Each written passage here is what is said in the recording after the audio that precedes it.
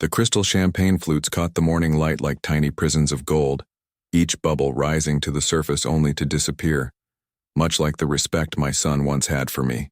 I sat at the Easter brunch table at the Westmont Country Club, the kind of place where the tablecloths cost more than my weekly salary, and the waiters moved with the practiced silence of ghosts, while my billionaire son Daniel reached into his Armani suit jacket, with the theatrical flair he'd perfected over years of board meetings and press conferences.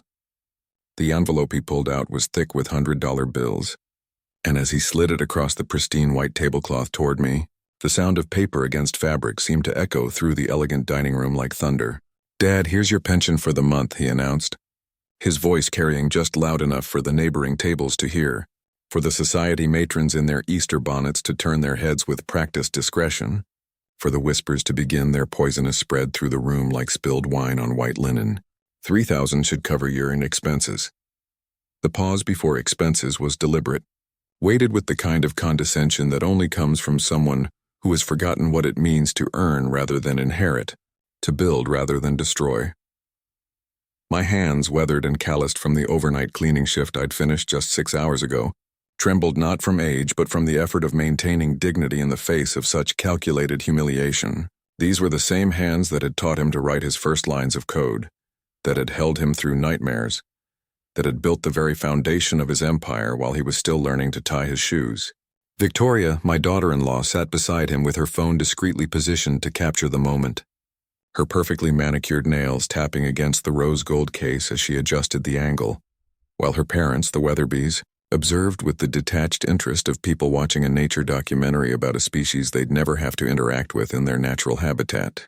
"I'm working 80 hours cleaning offices," I said, my voice steady despite the exhaustion that lived in my bones like a permanent resident, despite the humiliation that burned in my chest like acid.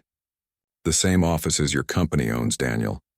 The ones where your portrait hangs in the lobby, where your name is etched in gold on every door, where your success story is told to every wide-eyed intern who thinks they're going to be the next you."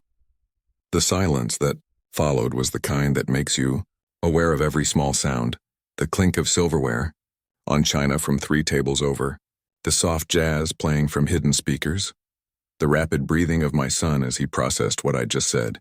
You see, what Daniel didn't know, what none of them knew, was that I'd been preparing for this moment for 6 months. Ever since he'd frozen my retirement accounts claiming it was for tax purposes, ever since he'd suggested I might be happier in a more modest living situation, ever since he'd started introducing me as his elderly father, rather than the man who'd sacrificed everything to give him the chances I never had. The truth was a weapon I'd been sharpening in the dark hours between cleaning toilets and vacuuming boardrooms, between mopping floors that reflected the fluorescent lights like mirrors of my own exhaustion, and emptying trash cans full of discarded dreams and crumpled ambitions. "Come on, Dad, take it," Daniel said, pushing the envelope closer to me, his voice taking on that tone of forced patience you use with difficult children or senile relatives. "We both know you need it more than your pride." That's when I reached into my wallet, the worn leather one Elena had given me for our last anniversary before the cancer took her, before the world became a colder place without her warmth, before our son transformed from the boy who used to fall asleep listening to my heartbeat into this stranger wearing expensive suits and even more expensive indifference. The document I pulled out had been folded and refolded so many times the creases had become soft as fabric, but the words printed on it were as sharp and clear as the day they'd been filed with the patent office 23 years ago. "Since we're sharing family business publicly," I said, letting my voice carry now, letting the neighboring tables lean in with their barely disguised interest, "perhaps everyone should know the truth about your fortune." Daniel, the champagne glass in his hand, stopped midway to his lips, hovering in the air like a question mark made of crystal and privilege. Victoria's phone lowered slightly, her eyes widening as she sensed the shift in power, the way the air in the room had suddenly become electric with possibility and dread.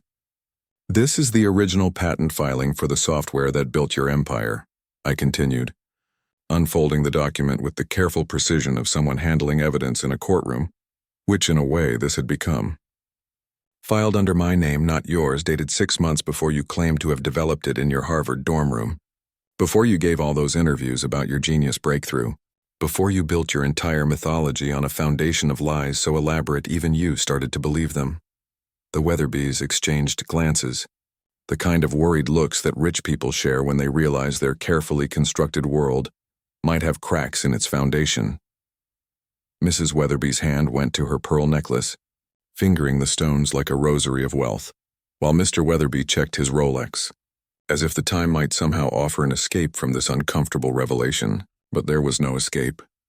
Not from the truth that had been waiting patiently in the shadows of my wallet. In the safety deposit boxes Elena had insisted I maintain, in the video testimony she'd recorded on her deathbed with the last of her strength, because she knew, somehow she always knew, that this day would come. "You're confused, Dad," Daniel started, but his voice had lost its patronizing edge, replaced by something sharper, more desperate. "The stress of your work, your age." But I was already pulling out the second document, then the third, laying them out on the table like tarot cards predicting his downfall. Email printouts with timestamps showing the code development happening in our garage while he was still in high school.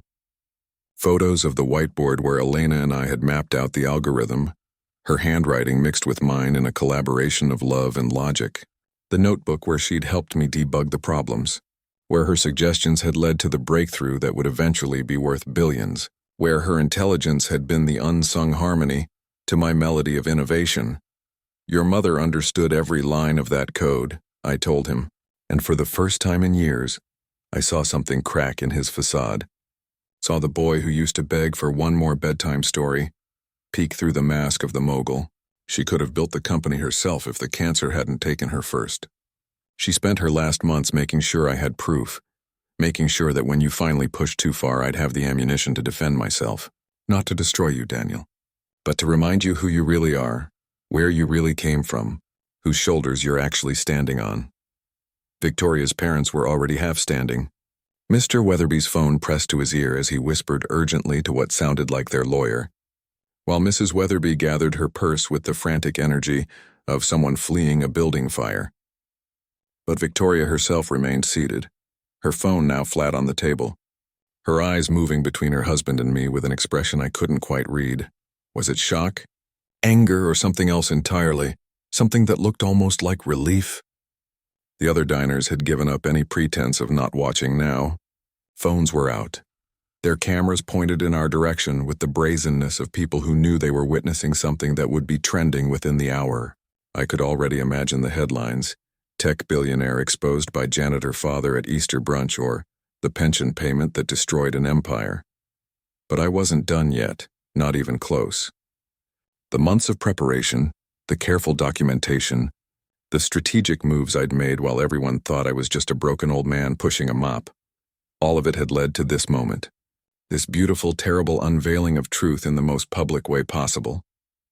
6 months ago, I continued, my voice steady as a metronome, when you froze my retirement accounts, when you told me it was for tax purposes while knowing I'd have to find work to survive, I took a job cleaning offices. Yes, Daniel, I clean your offices. Every night from 11 p.m. to 7 a.m., I vacuum around your portrait in the lobby. I dust the awards that bear your name but represent my work. I empty the trash cans where your executives throw away documents they think no one will ever see, where your secrets get discarded with the same carelessness you discarded me. Daniel's face had gone through several shades of pale, each one whiter than the expensive tablecloth between us. His phone began buzzing on the table, the screen lighting up with names I recognized from the business news. Board members, investors, lawyers, all sensing blood in the water with the instinct of sharks who'd made fortunes off the misfortunes of others. But he didn't answer. Couldn't answer because he knew that whatever they were calling about, it was already too late. "I've been documenting everything," I said, pulling out my own phone now. The cheap Android that he'd mocked at Christmas, suggesting I upgrade to something more appropriate for the father of a tech CEO. The screen showed photograph after photograph, financial records left carelessly on desks, emails about the old man problem that someone had printed and forgotten to shred, recordings of conversations between his executives discussing how to have me declared mentally incompetent, so I couldn't challenge anything, ever. "Your head of legal, Richardson, he talks very loudly when he's on cocaine in the bathroom. Did you know he's been stealing from you?" "Of course not. You're too important to notice the details anymore, too successful to see the rot growing in your own foundation." Victoria suddenly spoke, her voice cutting through the tension like a scalpel through skin. "How long have you known?" she asked, but she wasn't looking at me. She was staring at Daniel with an intensity that could have melted steel. "How long have you known that everything we have, everything you've built our life on is a lie?" Daniel's mouth opened and closed like a fish pulled from water, gasping for words that wouldn't come, for explanations that didn't exist. The man who gave TED Talks about innovation, who wrote op-eds about entrepreneurship, who advised presidents and prime ministers on technology policy, couldn't find a single word to defend himself against the truth spoken by a janitor with calloused hands and tired eyes. But here's the part that's going to really interest you. "Victoria," I said, turning to my daughter-in-law with something almost like sympathy, "2 weeks ago I attended the board meeting of Daniel's company. Not as a janitor, not as his father, but as the second largest shareholder. You see, while I was cleaning toilets and saving every penny, while your husband was telling people I was too proud to accept his help, I was buying shares, through shell companies, using my savings, taking loans against your mother-in-law's life insurance policy, the one Daniel didn't know about because he was too busy to attend the reading of her will." The gasp that went through the restaurant was audible, like a collective intake of breath before a scream. Victoria's mother had actually clutched her chest, her pearls clicking against each other like expensive teeth chattering in fear. Daniel's phone was now buzzing continuously, a swarm of electronic panic that he still couldn't bring himself to answer. 18%, I said, savoring the number like fine wine. "I own 18% of the company built on my patent, my work, my sacrifice. And at that board meeting, while you were in Shanghai pretending to close deals that had already fallen through, I presented them with a choice. Either you step down as CEO and return the patent rights to their rightful owner, or I go public with everything. Every document, every recording, every piece of evidence that shows the great Daniel Morrison is nothing but a thief who stole from his own father. I gave them until today to decide, until Easter Sunday, the day of resurrection, the day of truth rising from the grave." That's when Victoria stood up, her chair scraping against the floor with a sound like fingernails on a chalkboard. Her parents were beckoning frantically, trying to get her to leave with them, to escape the sinking ship while there was still time. But instead of following them, she reached into her own purse and pulled out an envelope, placing it on the table with the deliberate care of someone laying down a winning hand in poker. "I knew," she said simply. "I've known for 2 years, Daniel. I found your mother's diary when I was helping clean out her things. You remember, you were too busy to help. Had that crucial meeting in Tokyo that turned out to be a golf weekend with your mistress. Yes, I know about her too. And the other one, your mother wrote about everything. About the patent, about the code, about her pride in Michael's brilliance and her growing fear about what you were becoming. She saw it even then. She saw the monster that success was creating. The divorce papers she pulled from the envelope were already signed, dated a month ago, waiting like a trap for the right moment to spring.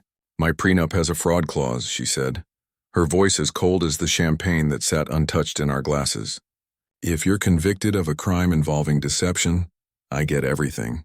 The houses, the cars, the offshore accounts you think I don't know about. Everything." Daniel finally found his voice, but it came out as a croak, like something dying in his throat. "You can't do this. Any of you. I built this company. I made the connections. I closed the deals.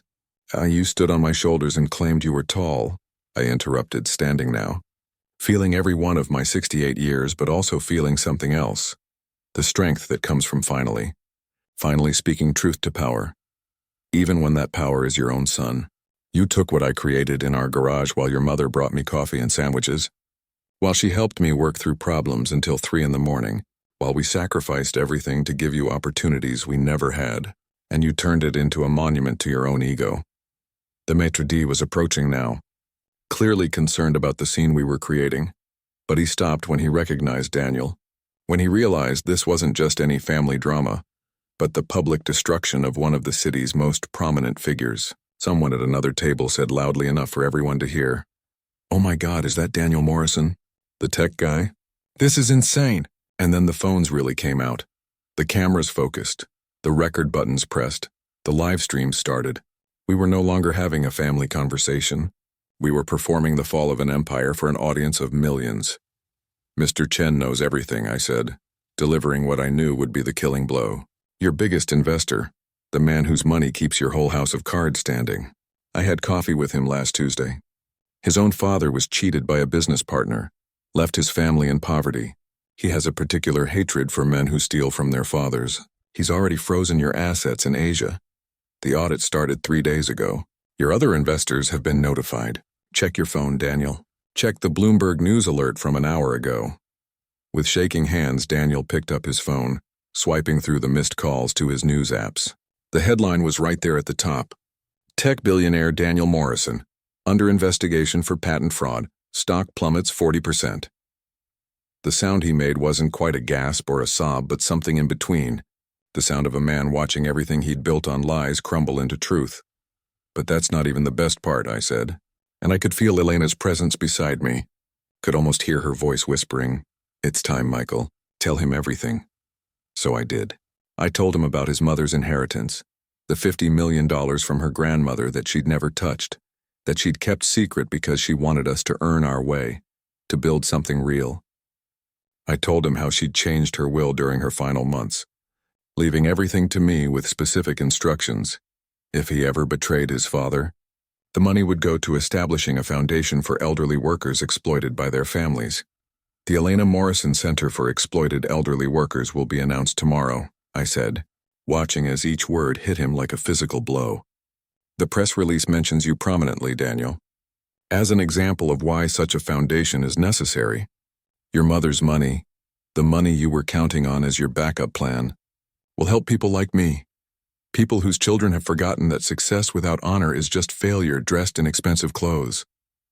That's when Daniel lunged across the table, his hands reaching for the documents, for me, for anything that might stop this avalanche of consequence. But I stepped back calmly, letting the restaurant security intervene, letting them restrain the billionaire while the janitor stood untouched.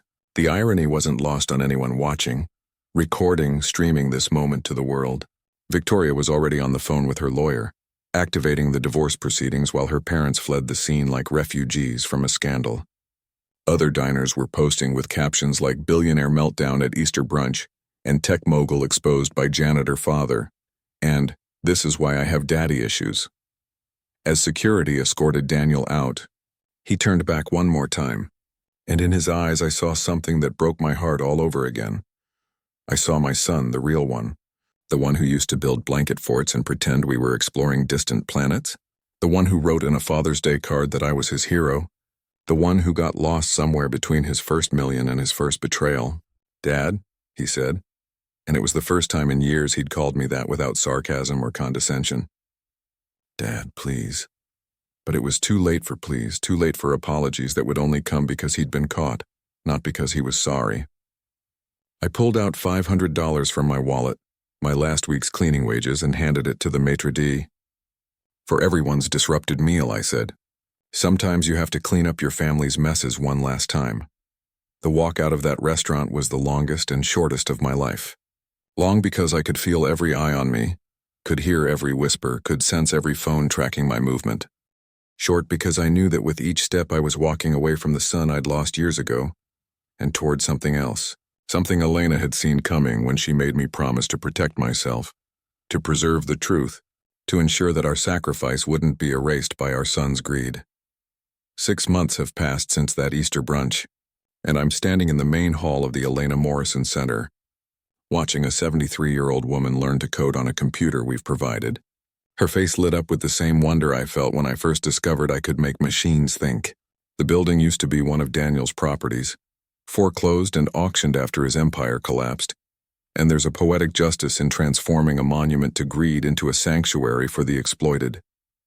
Elena's portrait hangs in the lobby, her warm smile welcoming everyone who enters, and sometimes I stand there and tell her about our days, about the small victories and the large hopes, about the man our son is becoming in prison.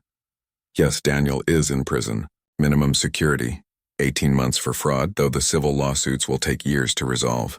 I visit him every month, bringing exactly $3,000 for his commissary account, the same amount he tried to give me as pension, the same humiliation transformed into grace.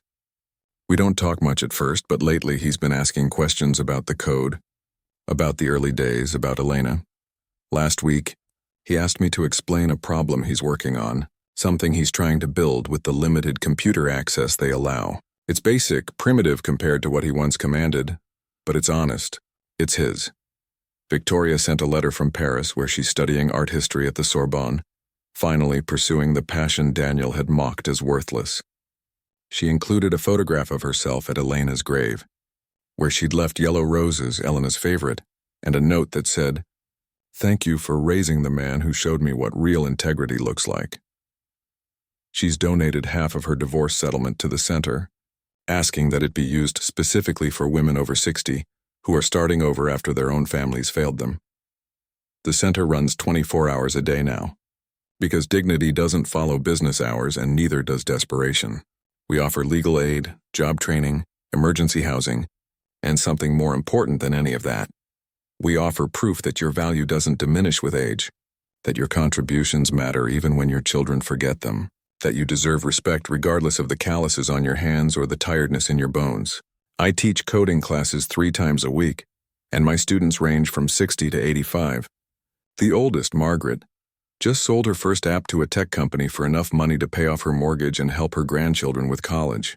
She cried when the deal went through, and I cried with her, because every success here is a repudiation of the idea that we're disposable, that we're just waiting to die, that we're burdens rather than treasures.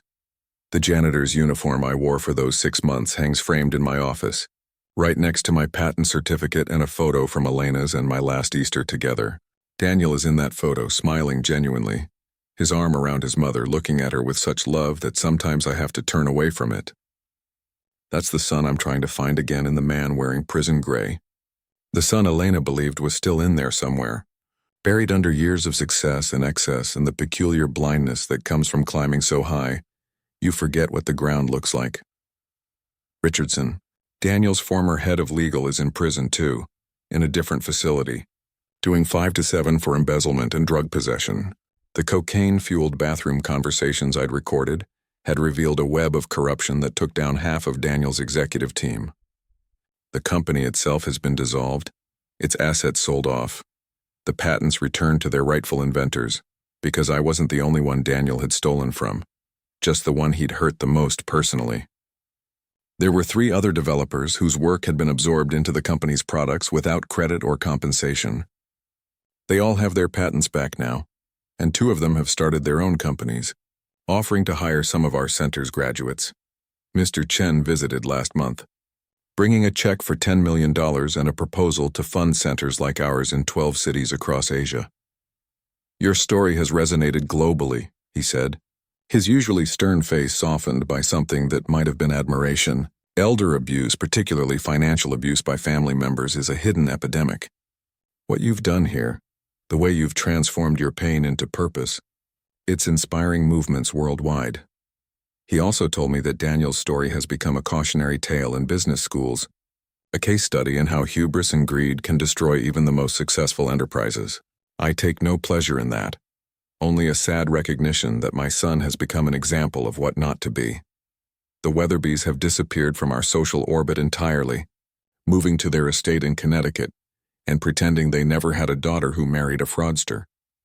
Victoria says she's better off without them, that their conditional love was just another cage she needed to escape. She's planning to return next year to teach art therapy at the center, to help people express traumas they can't put into words, to find beauty in broken things that can be reassembled into something new.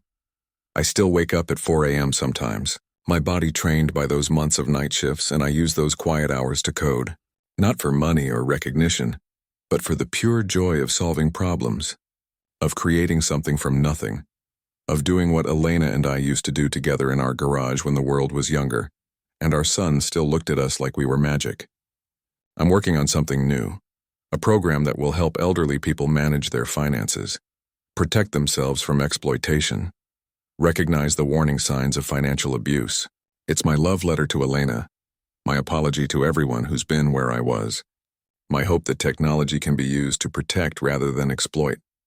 Last week, a young reporter came to interview me for a documentary about the center. She asked me if I regret what happened at that Easter brunch, if I wish I'd handled things differently, more privately. I thought about it for a long time before answering. The truth is, I regret that it came to that.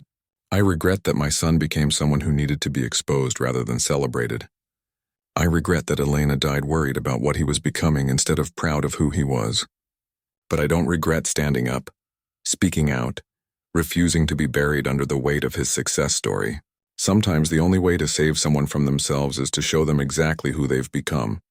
Even if that reflection is harsh, even if it has to happen in public, even if it costs you everything you thought you had left to lose. The reporter also asked me what I would say to Daniel if he were watching the documentary.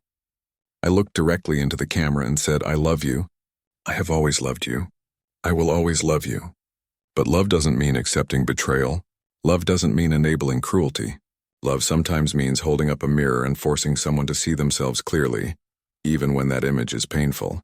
Your mother knew that. She prepared me for this moment because she loved you too much to let you become a monster without consequence. Every day, I hope you're finding your way back to the person she believed you could be. The person you were before you confused wealth with worth, before you mistook power for purpose, before you forgot that the shoulders you stand on belong to people who deserve your respect, not your contempt. The documentary will air next month on the anniversary of Elena's death. Daniel will be able to watch it from prison, and I hope he does. I hope he sees the center filled with people his age and older, learning and growing and supporting each other.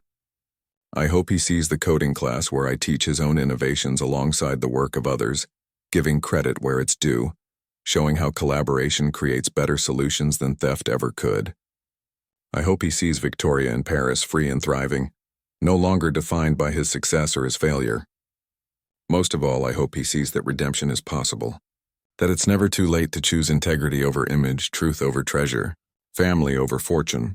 The sun is setting now over the city, painting the sky the same gold as those champagne bubbles at that fateful Easter brunch. From my office window, I can see the building where Daniel's company used to be headquartered. It's being converted into affordable housing for seniors. Another small justice in a world that often seems to have forgotten what that word means. Sometimes I imagine Elena standing beside me, her hand on my shoulder telling me I did the right thing, that protecting myself wasn't selfishness but self-respect, that exposing Daniel wasn't cruelty but the last, desperate act of a father trying to save his son from himself. Tomorrow I'll teach another coding class. Margaret will probably have new questions about her next app idea. The veteran who just joined our program will need help understanding basic programming concepts. The retired teacher who lost everything to her gambling-addicted son will take her first tentative steps toward financial independence. And I'll be there for all of them. Because that's what we do here at the Elena Morrison Center. We catch people when their own families let them fall. We teach them to stand again. We prove that disposal is not the destiny of the old, the tired, the betrayed. Daniel wrote me a letter last week, the first one that wasn't asking for money or help with his appeal. He talked about a fellow inmate who's teaching him carpentry, about the satisfaction of building something with his hands, about understanding for the first time the connection between effort and result that doesn't involve stock prices or market manipulation. He mentioned that he's been reading Elena's diary. Victoria had sent it to him. And that he cries every time he gets to the parts about her pride in my work, her belief in what we were building together, her hope that he would use it to make the world better rather than just make himself rich. He ended the letter with 3 words that meant more than all his billions ever could. "I'm sorry, Dad. I haven't responded yet. I'm not sure what to say." How do you forgive someone who tried to erase you? How do you rebuild a relationship that was demolished so publicly, so thoroughly? How do you trust someone who's shown you exactly how little you meant to them when weighed against their ambition? These are questions I don't have answers to yet. Questions that wake me up at 3 a.m. and follow me through my days like shadows. But Elena always said that forgiveness isn't about forgetting. It's about choosing to build something new on the ruins of what was broken. Maybe that's what we're doing here. Daniel and I, one letter at a time, one visit at a time, one small truth at a time. The center is closing for the evening now, though the overnight shelter will remain open for those who need it. I make my rounds, checking on the computer lab, the legal aid office, the counseling rooms where people unpack decades of family trauma and financial abuse. In the kitchen, volunteers are preparing tomorrow's free breakfast for anyone who needs it. No questions asked, no judgment passed. The woman leading the cooking crew is 78 years old, thrown out by her daughter after refusing to sign over her house. Now she runs our nutrition program and teaches cooking classes that are always full. always joyful, always proof that contribution doesn't have an expiration date. As I lock my office and head for the exit, I pass Elena's portrait one more time. In the painting, she's wearing the same dress she wore to Daniel's college graduation, the day she whispered to me, "I hope he uses his gifts wisely." We both believed he would back then. We both thought success would humble him, not harden him. We were wrong, but maybe being wrong isn't the end of the story. Maybe it's just a chapter, a dark one, but not the final one. Maybe the son who used to fall asleep to the sound of my typing, who used to ask endless questions about how computers think, who used to say he wanted to be just like me when he grew up. Maybe he's still in there, underneath the rubble of his collapsed empire, waiting to be rebuilt with better materials, stronger foundations, truer purposes. The street outside is busy with evening commuters, people rushing home to families that may or may not appreciate them, to children who may or may not remember their sacrifices, to futures that may or may not honor their pasts. I think about all the invisible janitors out there, cleaning up after their more successful children, maintaining dignity in the face of dismissal, working nights to pay bills while their offspring live in luxury built on stolen foundations. This center is for all of them, for all of us who've been told we're worthless because we're no longer young, no longer useful, no longer worthy of respect. My phone buzzes with a text from Victoria. It's a photo of the Eiffel Tower at sunset with a message, "Thinking of you and Elena today. Thank you for showing me what courage looks like. Thank you for refusing to disappear." I save the photo, adding it to the folder of small victories, tiny redemptions, proof that sometimes standing up and speaking truth, even when it costs everything, can lead to something better than what you lost. The drive home takes me past the office building where I used to clean, where I spent 6 months on my knees scrubbing floors while planning my revelation, gathering evidence, building the case that would bring down my own son. The night janitor is just arriving for his shift, pushing his cart through the lobby where Daniel's portrait used to hang. It's been replaced with a mission statement about ethical business practices, a direct result of the scandal that followed our Easter brunch. The janitor nods at me, one invisible worker acknowledging another, and I nod back, understanding passing between us without words. Home is a small apartment now, nothing like the house Daniel had suggested I could no longer afford to maintain. But it's mine, paid for with honest money, decorated with photos of Elena and memories of better times. On the kitchen table is another letter from Daniel, arrived today, still unopened. I'll read it tomorrow maybe, when I have the strength to navigate whatever combination of self-pity and genuine remorse it contains. Tonight I just want to sit with Elena's photo album, remember the young couple who started with nothing but love and ambition, who built something real together, who raised a son they believed would change the world for the better. The last photo in the album is from that Easter brunch 3 years ago, the last one with Elena. We're all smiling, unaware of what's coming, her diagnosis, her death, Daniel's transformation from son to stranger, my journey from father to janitor to whistleblower to whatever I am now. But in that moment, captured forever. We're just a family sharing a meal, believing in each other, hoping for the best. That's the photo I'll send to Daniel tomorrow, along with my response to his apology. Not forgiveness, not yet, but something else. An invitation to remember who we used to be, who we could possibly be again, who Elena always believed we were capable of becoming.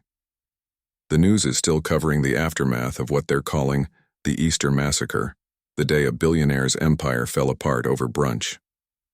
There have been congressional hearings about patent theft in the tech industry, new laws protecting elderly workers from family exploitation, a social media movement called Justice for Janitors that has led to 3 more high-profile executives being exposed for similar crimes against their parents.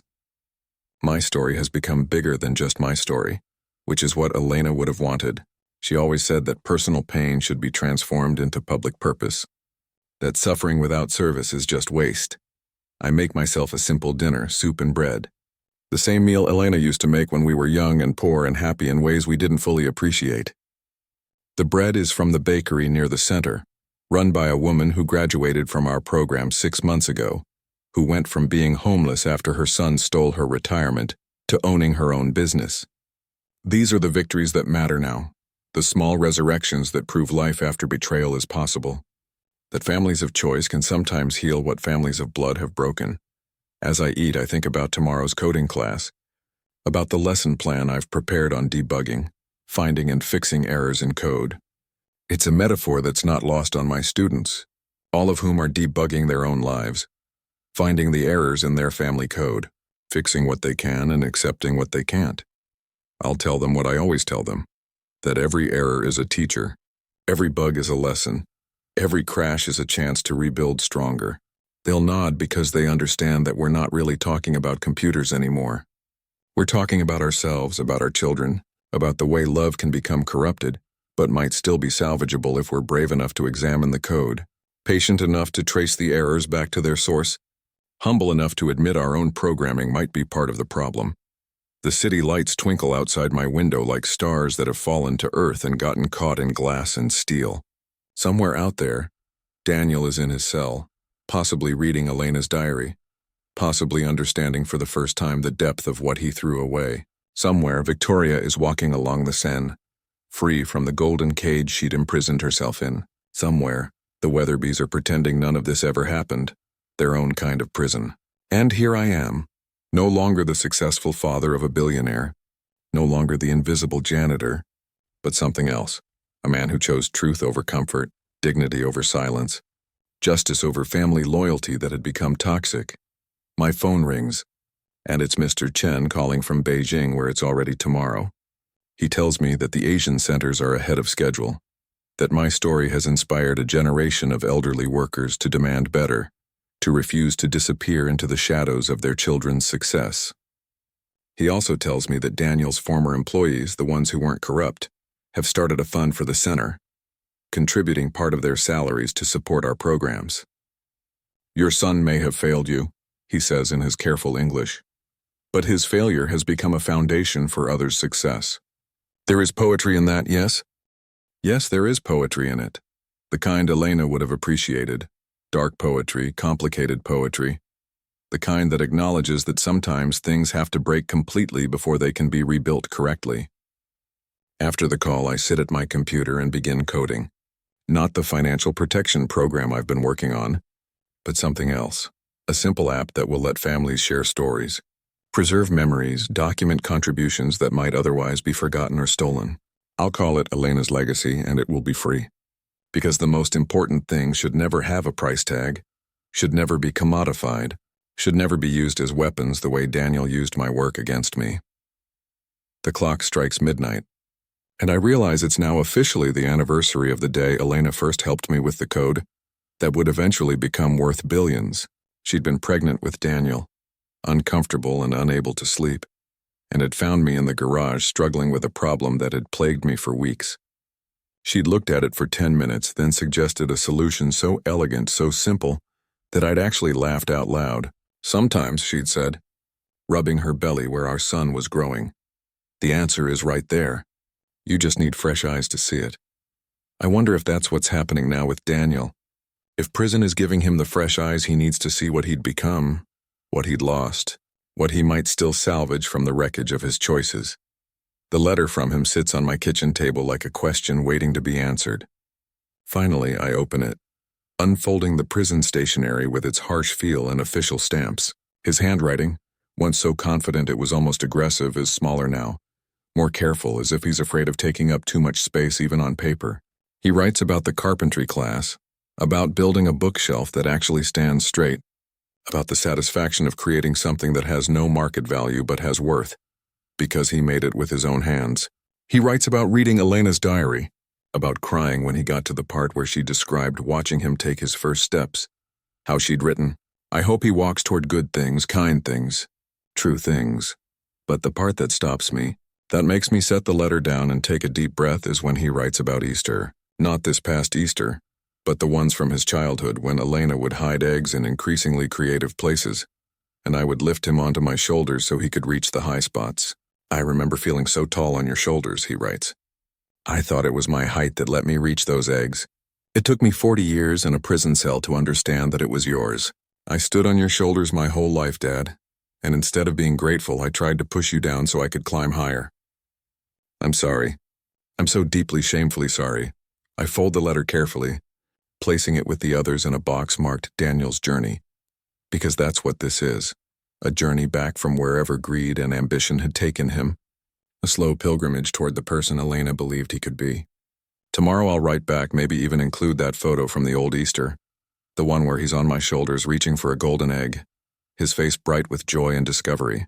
I'll tell him about the center, about Margaret's new app, about the veteran learning to code, about all the shoulders we're providing for people who've been knocked down. I'll tell him that redemption isn't a destination but a direction, that every day he chooses to be better than he was is a small resurrection, that Elena would be proud not of who he became but of who he's becoming. The city sleeps around me, millions of dreams and nightmares playing out behind darkened windows. Tomorrow there will be new students at the center, new stories of betrayal and survival, new chances for dignity and purpose. There will be another coding class where I'll teach people older than me that it's never too late to speak a new language, even if that language is made of logic and electricity rather than words. There will be another visit to Daniel, where we'll sit across from each other in uncomfortable plastic chairs and try to rebuild something from the ruins of what we were. But tonight, in the quiet of the small apartment, with Elena's photo watching from the mantel and the city lights providing their own kind of stars, I allow myself a moment of something that might be peace, not happiness, not yet. Maybe never the uncomplicated joy of those early days when our son was young and our dreams were simple and our family was whole. But peace, yes, the kind that comes from speaking truth even when it burns your throat, from standing up even when your knees shake, from refusing to disappear even when the world tells you you're invisible. I think about everyone watching this story unfold from wherever they are. Maybe you're a parent whose child has forgotten your sacrifices. Maybe you're a child who's realizing you've become someone your parents wouldn't recognize. Maybe you're just someone trying to understand how families can break so completely, and whether they can ever be repaired. Whatever brought you here to this moment, to this story, I want you to know that dignity isn't about what others give you. It's about what you refuse to let them take. Your worth isn't determined by your net worth. Your value doesn't depreciate with age, and your contributions matter even if they've been forgotten, stolen, or attributed to someone else. The truth has a way of surfacing, even when it's been buried under years of lies, even when it has to claw its way up through concrete and ambition and carefully constructed mythologies. Sometimes it surfaces at an Easter brunch with champagne and humiliation. Sometimes it surfaces in a prison cell with a carpentry class and genuine remorse. Sometimes it surfaces in a center for the exploited, where every success story is a small revolution against the idea that some people matter more than others. Elena used to say that the code we write lives longer than we do, that programs can run for decades after their programmers are gone, that what we create with care and integrity has a kind of immortality. She was talking about computers then, but I think she was also talking about families, about values, about the programs we write in our children's hearts that execute long after we're gone.